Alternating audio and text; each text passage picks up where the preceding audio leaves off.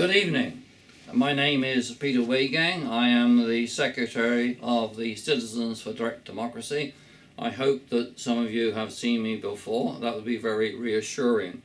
Now this evening I want to give you an example of what happens when bureaucracy takes over.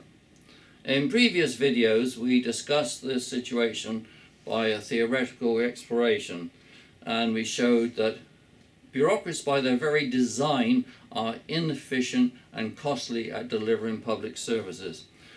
By chance, a friend of mine sent me this book. It's called Jottings, and in the back part of the book is an account of what happened when the Red Cross Blood Services was taken over by Canadian Blood Services, and it will show you what happens to bureaucracy, how expensive it is, and how ineffective it is. So this is a real life example about which I know something, and I'm sure that you will be enlightened as well. So here it is then, a real life example of the growth of bureaucracy. It's about the blood services that were provided by the Red Cross and taken over by Canadian Blood Services. Now in our previous video where we looked at the theoretical model of bureaucracies and why they fail, you'll see on the left hand side somebody going up to the top, to the pantheon there, to get permission to do something like sharpen his pencil, and it goes all the way down through various layers of managers and in-betweens to the bottom where the pencil sharpener is. On the right hand side is a very humorous one. On the prow of the boat there is actually a little chap there, and he's paddling like heck, and there's 4 managers round him shouting at him, you see, to make him work harder. They are not actually doing any work at all. And then we have 2 directors pointing the finger of blame, as they always do, and of course we have the CAO on the poop deck looking in the wrong direction. That is how bureaucracies are, and government ones, and that's why we suffer so much. Now this is the book, Jottings, by Dr. Stuart James Strong. He's Jim to me. I've known him from the whole time I've been in Canada. He was the medical director of the Canadian Red Cross Society Blood Transfusion Centre from those dates, 78 to 96. He worked very hard for them and did an excellent job. But it's from his book that I have taken this example. So just a quick history here. The Red Cross movement started in Switzerland, and you can see their flag up on the top left hand side, a white cross on a red background. And when they started their organization in 1863, they took the Swiss flag and flipped the colors around. Now this became very important in the Franco-Prussian War. This group of people said we must organize relief for the wounded. So originally the Red Cross was about battlefield medical aid. These were the people in the trenches giving help to the wounded and sawing off their legs and all other kinds of horrible things that happened in the world wars. From there it moved on to humanitarian aid and natural disasters. Now, in World War II, they realized the blood transfusion was a really important part of this work, apart from medical aid. And it was being used after operations in general hospitals. So therefore, they branched out into the whole business of blood transfusions. Now, along comes the first hurdle, the fact that they discover that there are, in fact, different blood groups. And you can't take blood from anybody and stick it into somebody else. It doesn't work. And then there were hepatitis viruses and AIDS and HIV. So they keep modifying and improving their techniques as the situation changed up until 1981 when AIDS arrived. Now this was a problem. The AIDS appeared in humans, and it was realized by the medical specialists in the Red Cross, including my friend, that this disease was spread by blood transfusion. It was imperative that a program of testing and screening be started immediately. And this is when they ran into problems with the administration in Canada, who were moving very slowly indeed. You see that in these bureaucracies are in fact people who know what they're doing. Here's Einstein up on the top left hand corner, but he's been gagged. He's got qualifications and experience. Now, those experts in the organisation can't do anything. They must wait until the government officials who are authorised to make decisions but are not qualified do so. In this case, these officials were the government appointed managers with no medical background, and you can see he's holding an ancient abacus, and that's about the difference between the professionals and the civil servants. So, bad decisions, costly delays, and a bureaucratic explosion in size and cost were the inevitable result. And the rest of these slides will show you just what that was. Now, this situation was so bad that there was an inquiry called the Craver Inquiry, and it exposed the systemic failures of the Red Cross, Health Canada, and the federal and provincial governments. They failed to protect the Canadians and the blood supply from the tainted blood and blood products. The results were calamitous.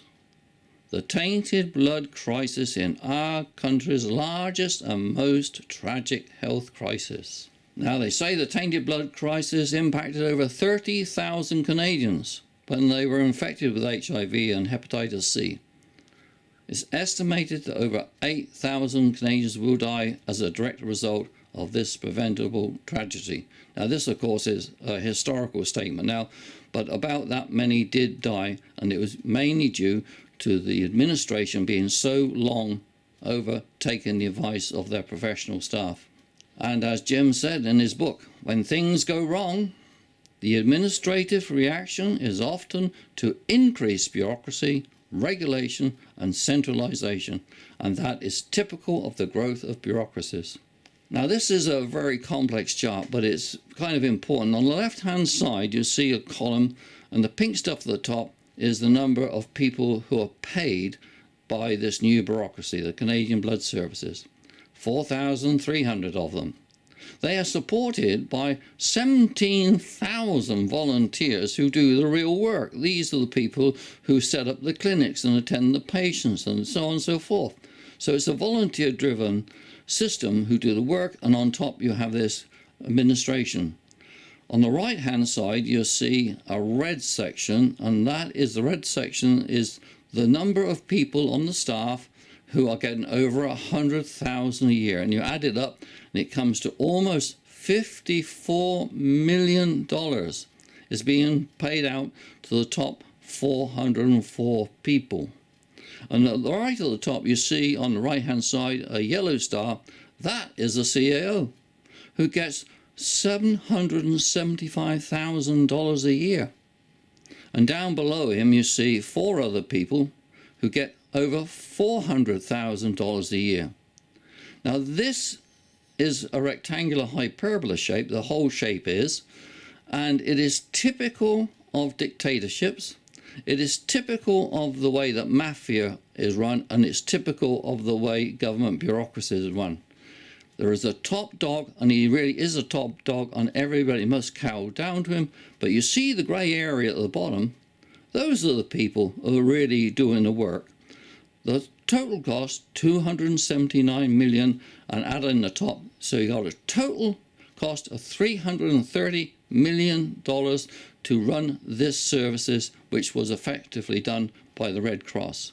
But Jim asked this question: will this new agency be better able to deal with another invisible agent with unknown properties, methods of spreads and potential? Because that is exactly what he was facing. Or will it also be bound up with over-regulation and centralization to react in sufficient time? And he greatly fears that that will be the case. So when you look into an organization, it's always wise to ask, what do the workers think about it? How do they see the organization? I picked these up from a blog about people who work for the Canadian Blood Services. The company does not care about you. You're just a trained monkey. You have to be faster and do more every day. Another one says, poor leadership. A very resource-heavy head office with a great deal of non-value added output. In other words, they're doing a lot of stuff and it isn't doing anything. A lot of hierarchy for decision-making. That is, again, is typical of government bureaucracies. Focus on putting resources where they will create the most value. Stop initiating make-work projects that never get off the ground or that do not provide a reasonable return on investment. All bureaucracies, especially in the city of Kawartha Lakes, have lovely make-work projects. He goes on to say, the management of the Canadian Blood Services does not take advice. You cannot advise these top brass civil servants. They know best. Generally speaking, it was a cult of personality across the board. Much ado about employee engagement amounted to lip service only. They do have these feel-good meetings where everybody gets all on a high emotionally, but it is not really genuine.